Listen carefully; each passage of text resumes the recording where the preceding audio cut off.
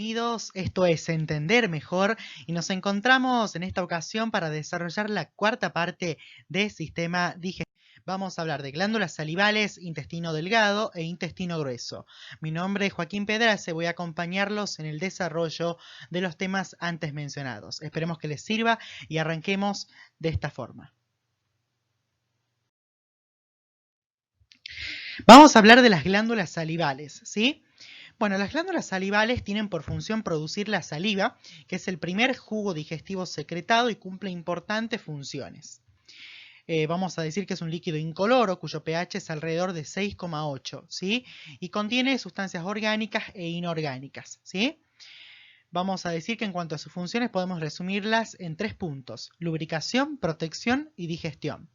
Hablemos de la lubricación, ¿sí? Vamos a decir que es imprescindible para favorecer la masticación y la deglución.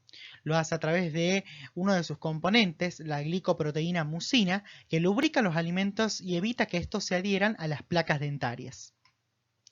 Por el otro lado, la protección contra virus y bacterias se lleva a cabo a través de agentes antibacterianos como la lisozima, lactoferrina e inmunoglobulina A. La lactoferrina es muy importante porque va a eliminar el hierro, ¿sí?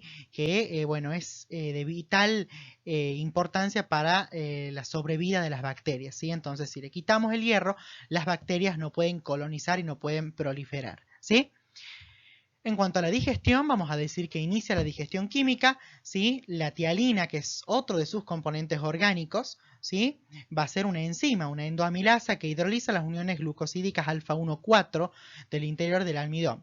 Su pH óptimo de acción es alcalino, ¿sí? Y coincide, ¿sí? Con el pH 6,8 de la saliva, ¿sí? Por lo que su acción culmina cuando la masa de alimento llega al estómago, en el cual el pH es ácido, ¿sí? Como ya lo habíamos visto en los anteriores videos. Bueno, y acá este gráfico les muestra, ¿sí? Las distintas glándulas. La glándula parótida, que es la más voluminosa, ¿sí? Vamos a tener la glándula sublingual y la glándula submaxilar. Todas ellas van a volcar su contenido a la cavidad bucal. Hablemos del intestino delgado, ¿sí?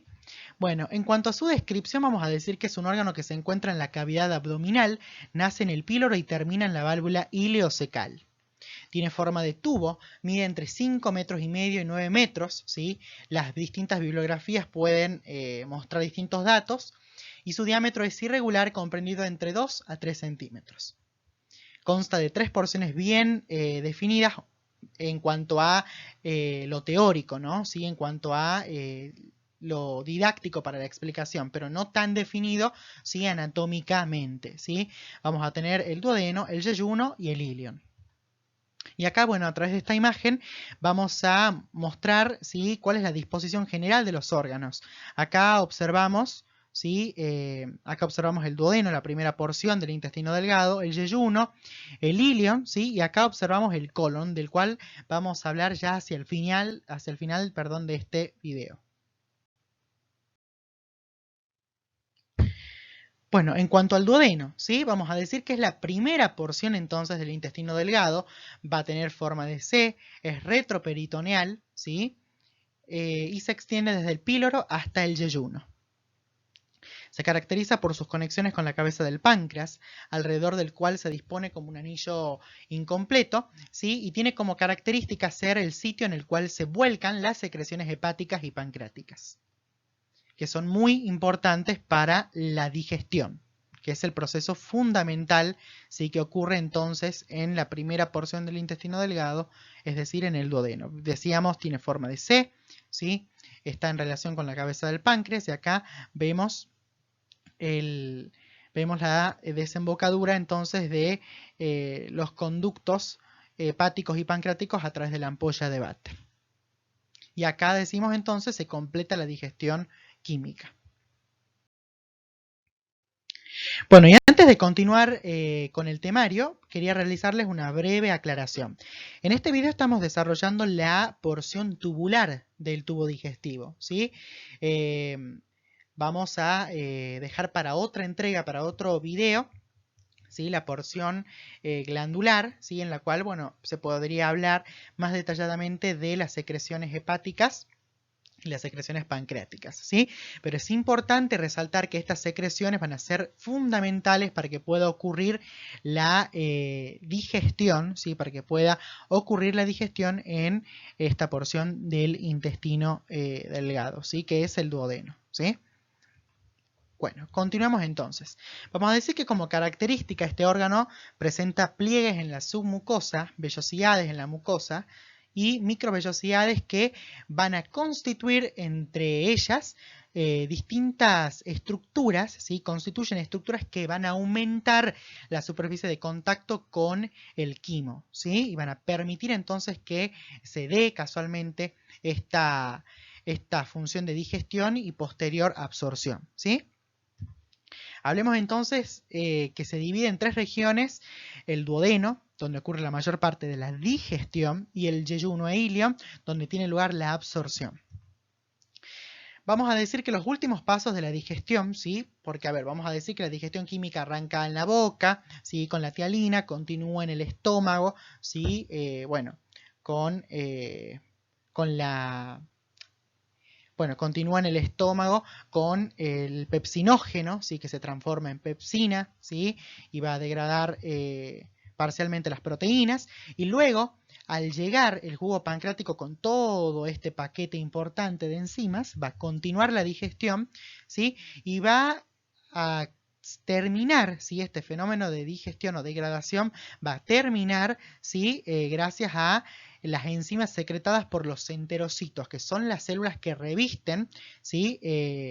La luz del intestino delgado. Entonces, estas células, los enterocitos, van a producir las famosas enzimas del borde en cepillo que, como les dijimos, en otro video podemos charlar con más detalle de ellas, pero vamos a decir que la digestión entonces de todos los nutrientes, ¿sí? Va a culminar gracias a estas enzimas, ¿sí?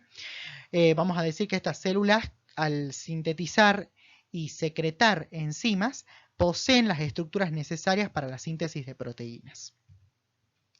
Vamos a decir que encontramos también células secretoras, que son las células caliciformes, que liberan moco, que lubrica el contenido intestinal, ¿sí? Y repetimos entonces que el duodeno recibe las secreciones del páncreas y del hígado a través de las ampollas, a través de la ampolla hepatopancreática de Vater. Bueno, ahora vamos a hablar de las vellosidades y microvellosidades. Vamos a definir bien estos términos porque, bueno, en los exámenes de ingreso se puede prestar para un cuestionario tranquilamente, ¿sí? Vamos a decir que las vellosidades son evaginaciones de la mucosa, ¿sí? Muy importante, esto es clave.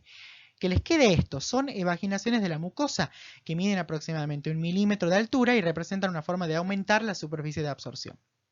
Por otro lado, vamos a encontrar las microvellosidades, que las microvellosidades, esto chicos, clave, por favor, memorícenlo, ténganlo muy presente. Son prolongaciones digitiformes de la membrana plasmática de los enterocitos, ¿sí?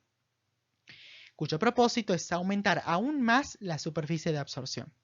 Y acá a través de este dibujo que les hice vamos a explicar un poquito cómo está formada una vellosidad para que ustedes entiendan cuál es la función entonces de aumentar la superficie de absorción, ¿sí?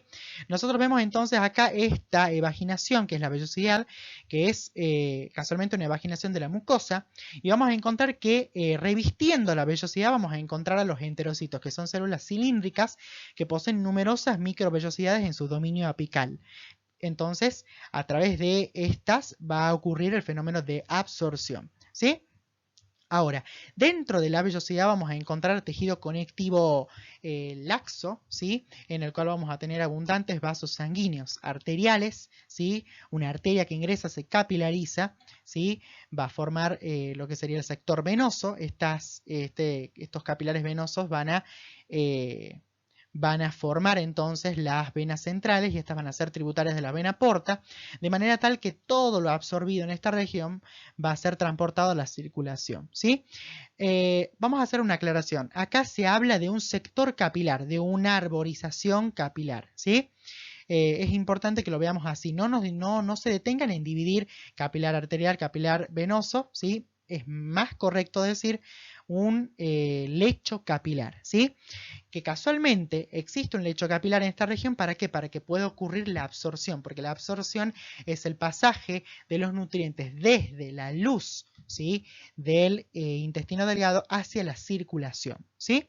Vamos a decir que, bueno, estas venas centrales van a ser tributarias de la vena porta, y esta vena porta va a transportar hidratos de carbono, va a transportar proteínas, ¿sí? O sea, aminoácidos, mejor dicho, ¿sí?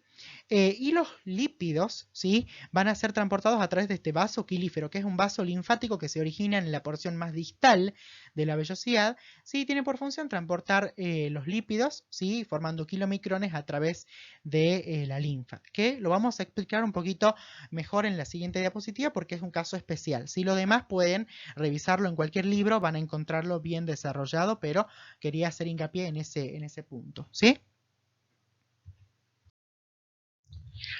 Bueno, y como les decía en la diapositiva anterior, acá vamos a detenernos un poquito más a hablar de cómo es que se da la absorción de los lípidos, ¿sí? Ya hablamos de la digestión en un video anterior, así que les recomiendo que lo visiten. Bueno, arranquemos entonces, continuemos. Vamos a decir que entonces el yeyuno ilion va a ser el sitio en el cual ocurre la absorción y van a presentarse vellosidades abundantes y con forma digitiforme. ¿Qué quiere decir forma digitiforme? Forma de dedo, ¿sí? Bueno. Hablemos entonces de cómo es que se da la absorción de los lípidos. Decimos entonces que, bueno, la absorción de los lípidos tiene lugar en los enterocitos, tiene lugar en la primera porción del intestino delgado, que es el duodeno, ¿sí? Acá vemos a los enterocitos, ¿sí? Revistiendo lo que sería esto una vellosidad, ¿sí? Vemos las microvellosidades aquí, ¿sí? Y bueno, vamos a hablar entonces de cómo es que se da este proceso, ¿sí? Síganme más a la narración que yo les voy a hacer porque esta diapositiva, ¿sí? No está tan clara esta parte, así que no le den tanta atención a esto, sino síganme más en la narración, ¿sí? Bueno, nosotros habíamos dicho que la digestión, ¿sí? La digestión, la emulsificación de las grasas se había dado en la luz del intestino, ¿sí? Y bueno, obtuvimos de esa forma ácidos grasos y monoglicéridos que van a difundir a través de las microvellosidades al interior de la vellosidad. En realidad, van a difundir, ¿sí? Al interior del enterocito, ¿sí? Porque todo este fenómeno que les voy a describir ocurre acá, ¿sí? Ocurre en el enterocito, ¿sí? Escuchen bien, los monoglicéridos, ¿sí? Y ácidos grasos difunden al interior del enterocito y aquí ocurre una serie de procesos que van a terminar por liberar kilomicrones al vaso linfático, al quilífero central que les mostraba en la diapositiva anterior. Nos centremos acá, ¿sí? Acá. ¿Qué ocurre en los enterocitos? Bueno, repetimos, los ácidos grasos y monoglicéridos son absorbidos, ingresan al enterocito. En el interior del enterocito, ¿sí? Lo primero que ocurre es que los monoglicéridos van a sintetizar nuevamente, se van a esterificar para formar nuevamente triglicéridos en el retículo endoplasmático liso de los enterocitos, ¿sí? Bueno, el siguiente paso es la conversión, ¿sí? De estos triglicéridos en una molécula, si se quiere, ¿sí? En una estructura, le digamos así, para que quede mejor conceptualmente, denominada kilomicrón, ¿sí? ¿Qué es esto? ¿Sí? Esta conversión va a tener lugar en el aparato de Golgi, ¿sí? Y bueno, los kilomicrones son un complejo de lípidos, ¿sí? Y apoproteínas, ¿sí? Con que sepan eso es suficiente, ¿sí? Una vez que los kilomicrones entonces fueron sintetizados en el interior de la luz mejor dicho, en el interior del enterocito, en el citoplasma del enterocito, ¿sí? Los kilomicrones van a descargarse en el espacio intercelular, ¿sí? Y en el quilífero central, ¿correcto? Que bueno, va a contribuir, digamos, a la absorción entonces de los lípidos y la circulación de los mismos a través de la linfa, ¿sí? Esto es muy importante que tengan en cuenta porque es un trayecto distinto al de, bueno, la absorción de los demás nutrientes, ¿sí? Bueno, espero que les haya servido esta diapositiva. Bueno, y ahora finalmente vamos a hablar del colon o intestino grueso, ¿sí? Este dibujito es muy didáctico, ¿sí? Es muy didáctico para que puedan entender y tengan bien, ¿sí? Esquemáticamente cómo está constituido el intestino grueso, ¿sí? Bueno, acá vemos el ilion, sí, que es la última porción, ¿sí? Del intestino delgado, y acá vemos la válvula iliocecal. Vamos a encontrar entonces el ciego, acá encontramos el apéndice vermiforme, ¿sí? Vamos a encontrar el colon ascendente, colon transverso, colon descendente, colon sigmoides, recto y ano, ¿sí? Esto es lo que ustedes tienen que saber en cuanto a la anatomía o a la constitución de este órgano, ¿sí? Ahora, en cuanto a sus funciones, es importante que sepamos que su pared es lisa, carece de vellosidades porque no necesita, ¿sí? O sea, su principal función no es la absorción de nutrientes. La absorción de nutrientes termina acá, ¿sí? Acá lo que se absorben son otras cosas, ¿sí? Como por ejemplo agua y sales minerales, ¿sí? Es importante saber que se debe evitar que las heces arrastren grandes cantidades de agua para evitar la deshidratación. Esta situación ocurre, por ejemplo, en las diarreas, ¿sí? Vamos a decir que es el hábitat de la flora bacteriana, ¿sí? Que cumple numerosas funciones benéficas para el organismo. Por ejemplo, la fermentación de residuos de la dieta, la recuperación de energía mediante la generación de ácidos grasos de cadena corta, protección, ¿sí? Contra la colonización de invasores, ¿sí? De patógenos, forma un efecto barrera. ¿Qué significa este efecto barrera? Ocupa los espacios en los cuales podrían alojarse patógenos, ¿sí? Protegiendo y formando una verdadera barrera de protección, ¿sí? Y por último, desarrolla y estimula el sistema inmune, ¿sí? Y vamos a decir que tras todo el proceso, las sustancias no digeridas ni absorbidas llegan al final del tubo digestivo, ¿sí? Y son eliminadas por el ano. Bueno, esperamos haberles servido, esperamos haber sido claros, ¿sí? Les agradecemos su atención y les dejamos acá nuestra vía de contacto, ¿sí? contactoentendermejor@gmail.com. Esperamos encontrarnos pronto en un próximo video. Hasta luego.